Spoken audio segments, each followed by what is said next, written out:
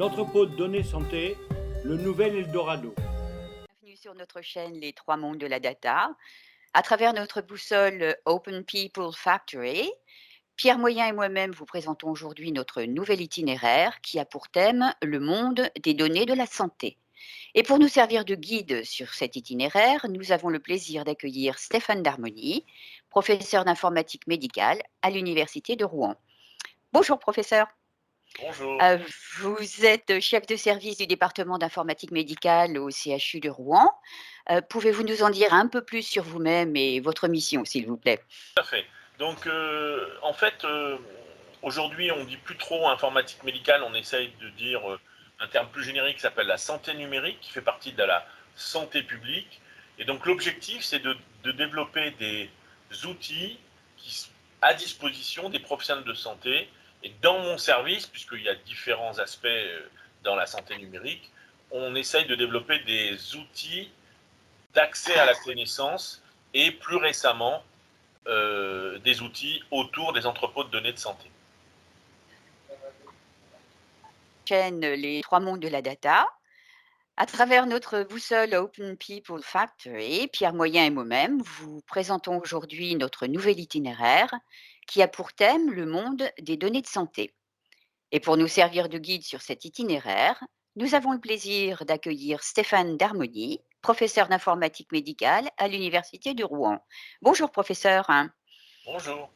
Vous êtes chef de service du département d'informatique médicale au CHU de Rouen.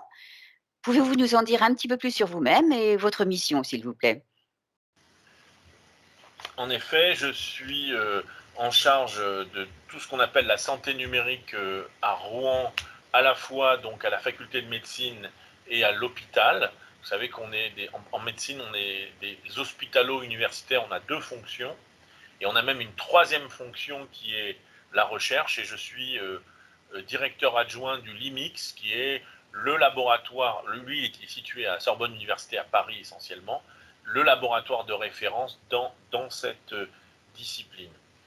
Nous développons à Rouen des outils d'accès à la connaissance et plus récemment, des outils centrés sur les entrepôts de données de santé dont on va parler, je crois. Eh bien, Pierre, tu as choisi un expert, comme d'habitude. Mais avant d'entrer dans le vif du sujet d'aujourd'hui, pourrais-tu faire le lien avec notre écosystème Open People Factory, s'il te plaît? Merci Chantal. En deux mots, j'ai été DSI dans un grand laboratoire pharmaceutique et je suis intervenu dans de nombreux labos. Et puis, j'ai monté l'écosystème Open People Factory pour construire une offre complémentaire et innovante, notamment dans le domaine de la santé, avec mes partenaires. J'en parlerai une minute à la fin, mais en priorité, je laisse la parole à Stéphane, à notre ami Stéphane. Voilà, merci Chantal.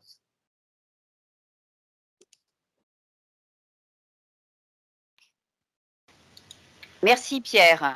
Stéphane, permettez-nous d'approfondir avec vous quelques points clés de votre mission au sein du DIM, le département d'informatique médicale que vous dirigez. L'une de vos missions consiste en la mise en place des entrepôts de données de santé, ou EDS. En quoi consiste cette mise en place, Stéphane? Alors, entrepôt de données de santé, c'est d'abord entrepôt de données, c'est un terme générique qui ne touche pas spécifiquement que la santé. Il y a des entrepôts de données dans toutes les disciplines. On verra ensuite quelles sont les spécificités des EDS.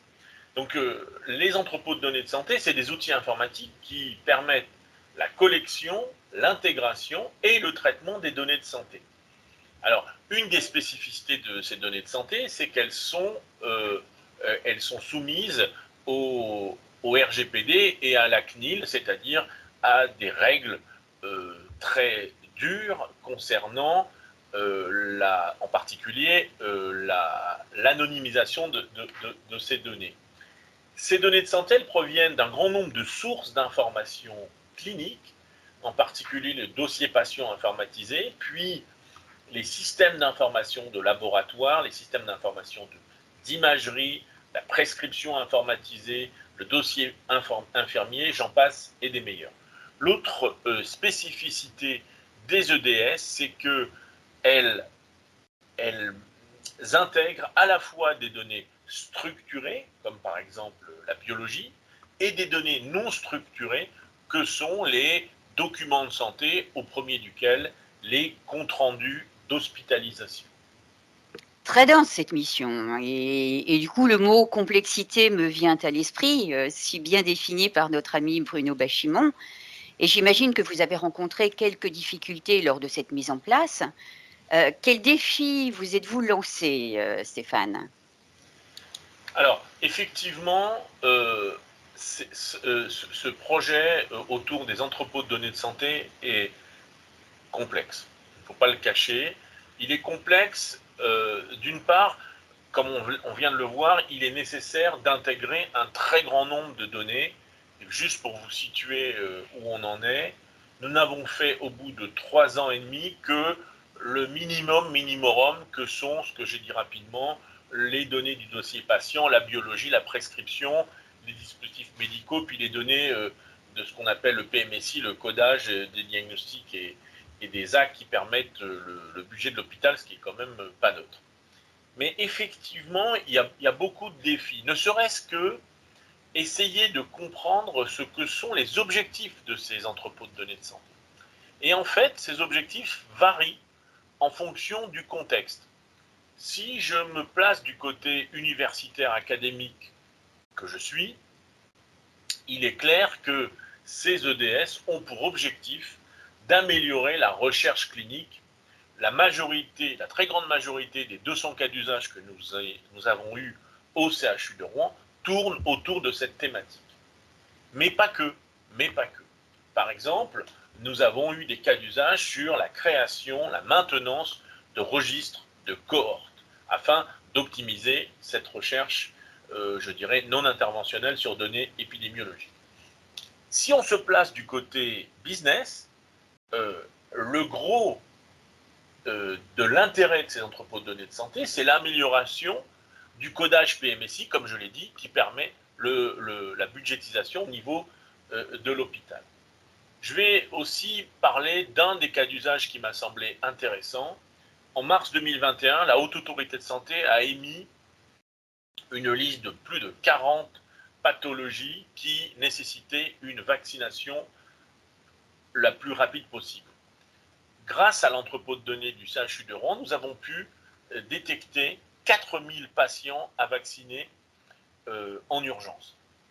Donc c'est ce que nous avons fait, et donc là le service dépasse largement la recherche pour arriver à la santé publique et à la prévention, voire, si on est prétentieux, on espère avoir sauvé quelques vies.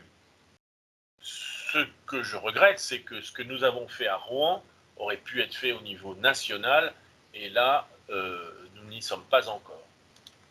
Travail d'envergure, en effet. Donc, vous venez de nous donner un exemple des usages possibles de ces entrepôts de données. Comment voyez-vous l'avenir de ces données? Alors ça, c'est un point très très important. Si, de par la loi Kouchner 2004, il faut bien comprendre que le propriétaire des données de santé est le patient. Il ne faut jamais oublier ça. Et donc, données de santé impliquent une éthique très forte sur l'utilisation des données de santé. Et donc, il n'est pas légal de valoriser les données de santé, il n'est légal que de valoriser les services autour de la donnée de santé. Alors ça a l'air d'être un tour de passe-passe, mais ça ne l'est pas, et c'est un point très très important. Ceci, une fois qu'on a dit ça, il existe un très grand nombre d'acteurs qui viennent de pays étrangers, qui sont des entreprises privées qui manipulent, qui utilisent, qui développent des services autour de ces données de santé. J'imagine qu'on vous a parlé très longuement de l'intelligence artificielle autour de ces données de santé.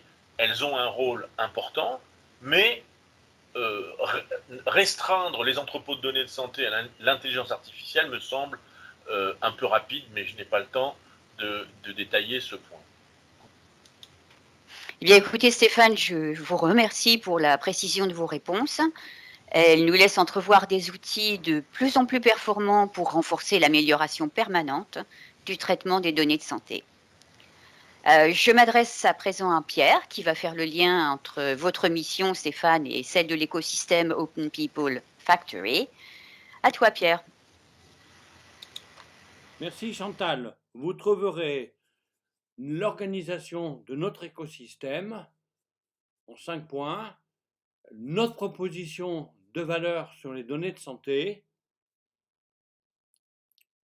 notre offre à la carte en 5 étapes, et puis notre équipe complémentaire à 3 niveaux, et enfin notre boussole Open People Factory. Merci et à bientôt. Pierre Moyen.